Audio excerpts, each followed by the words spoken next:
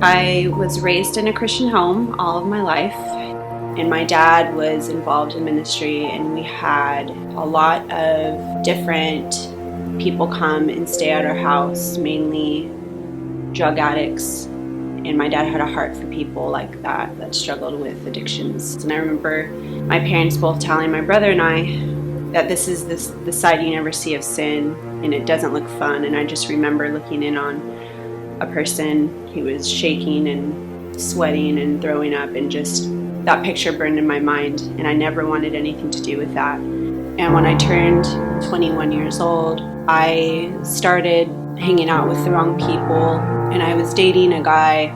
I started dating him when I was about 19 years old, and he drank a lot and ended up meeting another guy at the same time. And I dated both of these guys at the same time for about 6 years.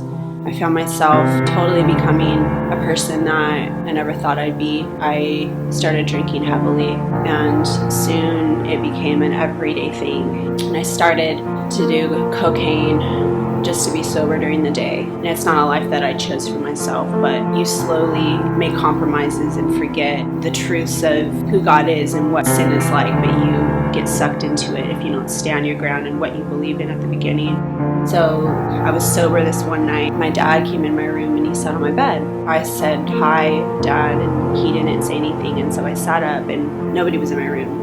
My heart started racing, and so when I laid back down, something jumped on my chest and covered my mouth, and I was screaming, but it was like muffled sounding, and I heard this hissing noise. It was hissing at me and shaking my bed, and my bed was hitting the wall. My whole body was shaking, and finally it jumped off me, and I was screaming, and I ran into my dad's room and I told him what happened. I knew it was a demon. I knew the kind of lifestyle I was living. I was drinking every day. I was sleeping around. I was living my life. I was doing whatever I wanted to do. I didn't feel bad about anything ever. I didn't care about my lies. I didn't care about my manipulation. I didn't care about hurting people, because I was never sober to think about anybody else but myself. I fell down to my knees, and I had this Bible. I remember opening it and reading Psalm 91, and it felt like the Lord was sitting there like telling me this psalm. And I just cried, and I just asked the Lord to forgive me.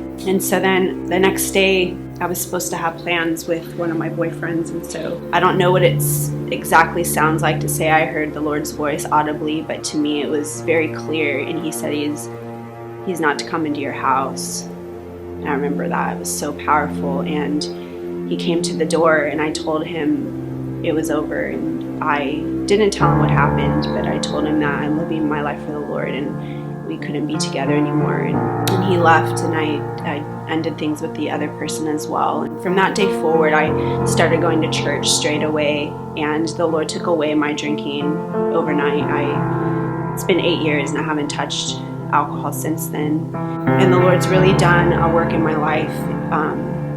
In that for about 7 years, I didn't date anybody. I didn't go on any dates. The Lord was teaching me what it meant to be faithful, because I didn't know what that was like. Didn't know what love was. And the Lord it's like he put me under his wing, and he taught me and walked with me, and he loved on me. And through those years, he just gave me his heart.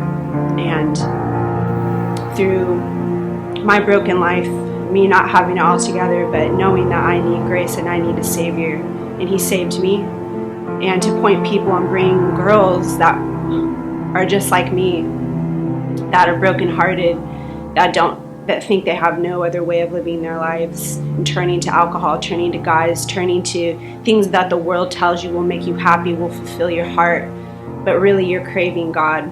He's the only love that you need, and it brings true fulfillment. And I believe that's what the Lord has called me to do, is share the story of what he's done in my life and bring Ruth's back to the house of praise, which is him.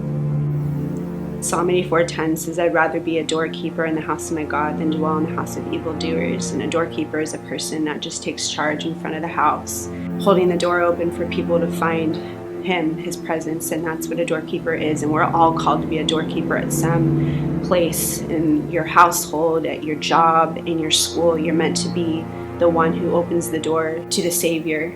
And that's what doorkeepers are. And we're all called to be a doorkeeper.